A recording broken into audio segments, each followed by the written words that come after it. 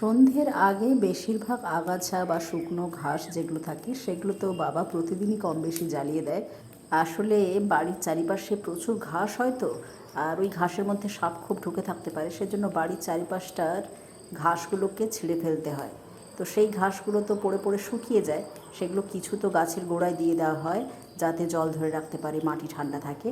আর যেগুলো অতিরিক্ত থাকে সেগুলোতে যাতে সাপ খোপ এসে আবার ঢুকে না থাকে, সে কারণে ওই ঘাসগুলোকে বাবা জ্বালিয়ে দেয়। আর কিছুক্ষণ পরে যখন এই আগুনটা নিভে যাবে, ধোঁয়াটা বের হতে থাকবে না, তখন ওই ধোঁয়াতে মাছি, মশা আর নানা রকমের পোকা না বাড়ি থেকে অনেক দূরে চলে যায়। তো এটা একটা অনেক বড় সুবিধে হয় গ্রামবাসীর জন্য, আমাদের জন্য বিশেষ করে। সারাদিন আজকাল এত রোদ থাকে যে বাইরে বেরোনো যায় না, সেজন্য সন্ধ্যের পর সবাই বাড়ির বাইরে বেরিয়ে আসি। আমাদের চারিদিকে এত গাছপালা, তা সত্ত্বেও না আজকাল গ্রামের বুকে বসেও আমরা গরম সহ্য করতে পারছি না, এত গরম বেড়েছে।